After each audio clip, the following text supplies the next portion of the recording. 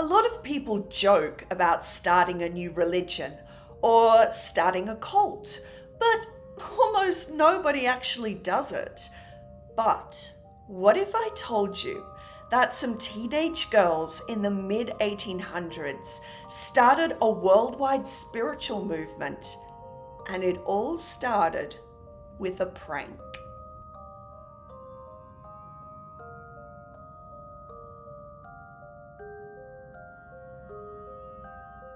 So for this story, let's go to old-timey New York. I'm Heidi from the Obsession podcast, and today we're talking about the incredible Fox sisters. As always, I'm going to draw something related to the story, so wait until the end to see the finished product. In Hydesville, New York, there was an old house that was known by the local children as the Spook House.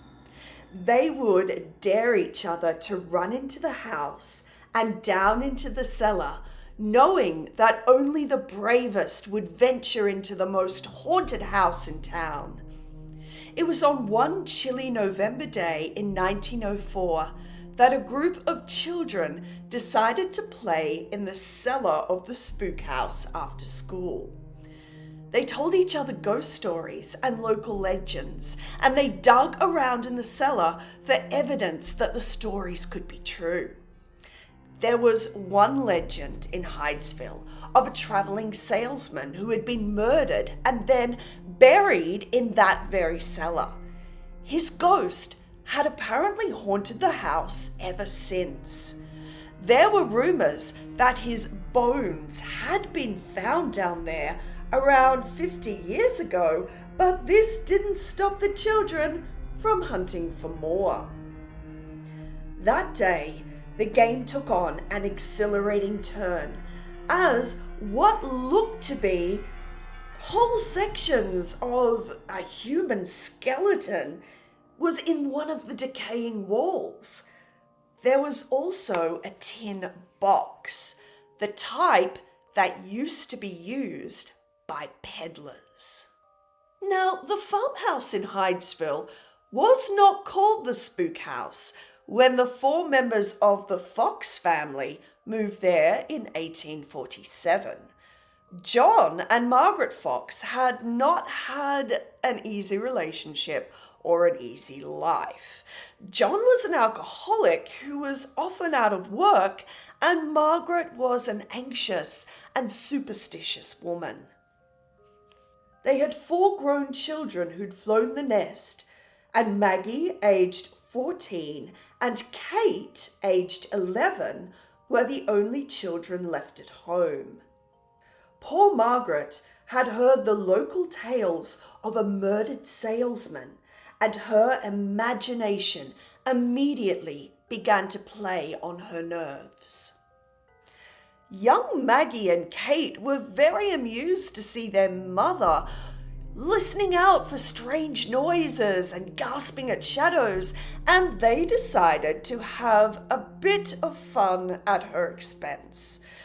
It began with them tying strings to apples and bouncing them up and down on the stairs to make the sound of thumping footsteps. This simple trick was very successful, and Margaret became terrified. The 2 girls were too young to understand how badly they were affecting their mother's fragile mental state, and they busily planned more hauntings. Both girls realized that they could do unusual things with the bones in their toes. They could snap the big toe and the second toe together in the same way most people can snap their fingers, and they could make extremely loud popping noises with the joints of their toes. They practiced this in the same way other girls might practice the piano, and they ended up being so skillful at cracking their toe joints that they could create echoing noises when wearing shoes. The mischievous girls put their noisy talents to work, waking up the entire household and bringing their poor mother to hysterics. Margaret was so sleep deprived on the night of the 31st of March that she was in just the right state to believe her daughters were talking to the ghost. Kate set the ball rolling by staring into space and addressing a Mr. Splitfoot, which was incidentally the local word for Satan. Margaret watched in silent horror as her girls clicked their fingers and waited for the invisible Mr. Splitfoot to click back. He always did, and he always responded with the same number of clicks that the girls had done. They then spoke in raps, with Mr. Splitfoot answering questions such as how many people are in this family, with the appropriate number of raps. Kate noticed that her mother was beside herself with terror and tried to comfort her by saying, "Tomorrow is April Fool's Day. It's somebody trying to fool us."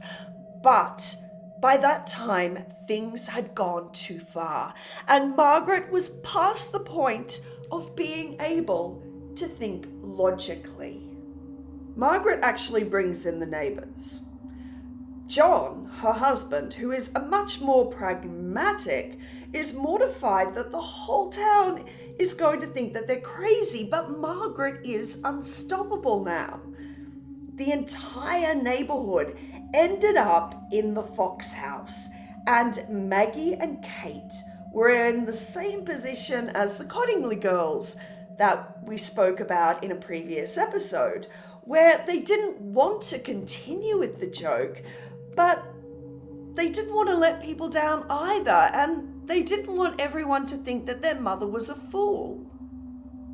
So they repeated the performance, and they added in the detail that the murdered peddler was communicating from the basement where his body had been hidden. Their performance was so good that not only did the neighbours believe it, they also spread the word that the Fox girls could speak to ghosts. Well, it didn't take long for the farmhouse to become a kind of tourist attraction, and Maggie and Kate were forced to reprise their roles as spirit mediums every night for the strangers who appeared on the doorstep wanting messages from the dead.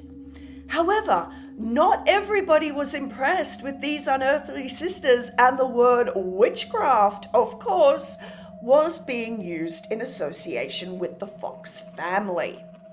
The minister of their church banned them from attending services, and there was even a pamphlet circulating that told the story of the farmhouse haunting.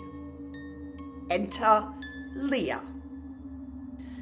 Leah was the much older sister of Maggie and Kate, and she had been shocked to read this pamphlet in her home in Rochester. Now, first, a bit about Leah, who is a major player in this story. So she was 33 at the time, and she'd been a single mother since her teenage years, her husband having abandoned her shortly after marriage.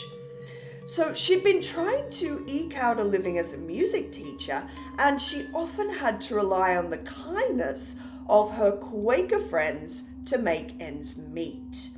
She was hard-headed and sentimental, a woman who was full of survival instincts. The pamphlet gave her an idea. She took a trip to see her family on the pretext of being concerned about their reputation and wanting to sort things out. Leah took Kate back to Rochester with her and demanded to be told the whole story. Relieved to finally be able to tell the truth, Kate poured out the entire tale of deception to her older sister. Now, Leah was not angry. In fact, Leah was quite impressed. She made arrangements for Maggie to join them, and she began to plan a business venture. Late 1840s Rochester was a place brimming with new ideas and progressive ideals.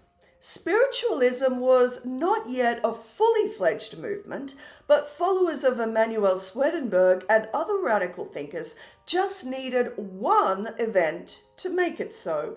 And that event was the appearance of the Fox sisters. Leah got to work organizing seances in which her younger sisters would participate under threat of having their lies exposed. Maggie and Kate would use their incredible feat to create sound effects, and they would make their ghosts communicate in raps, taps, and pops.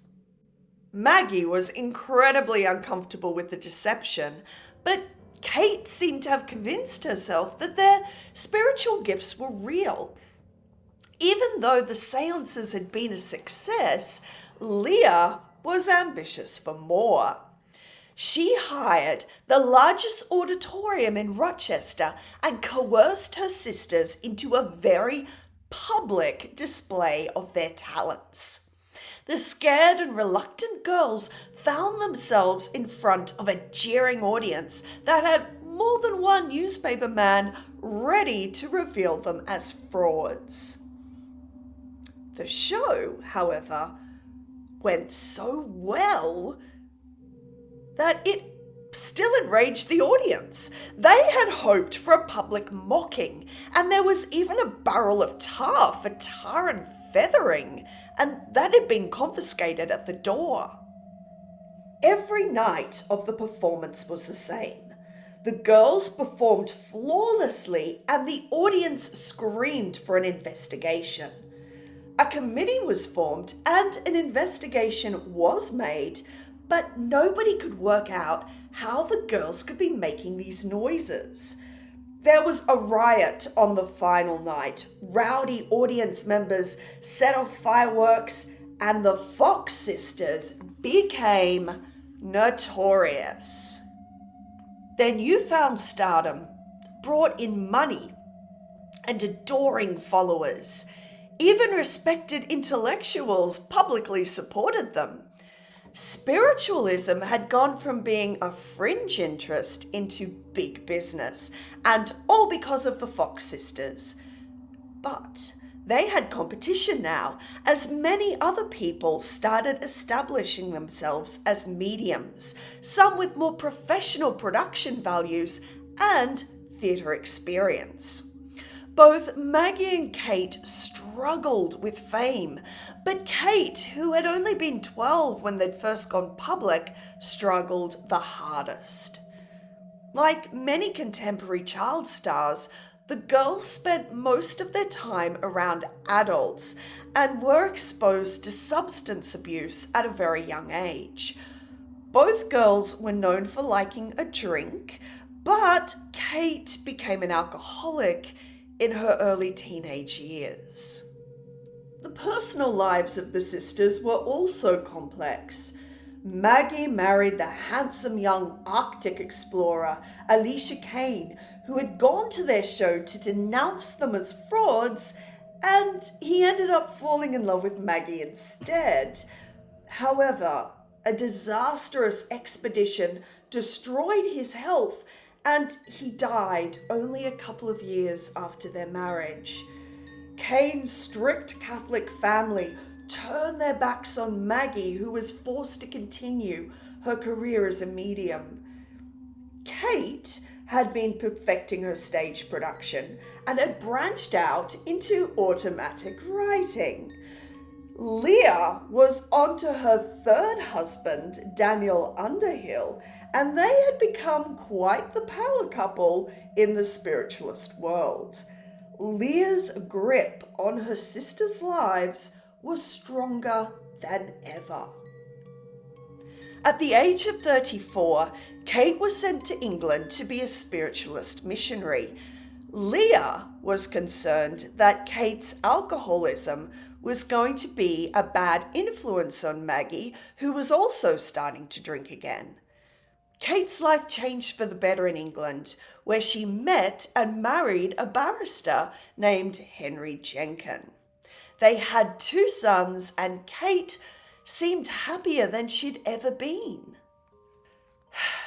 Then, like her sister, Kate was left a widow and had to return to New York to work for Leah again.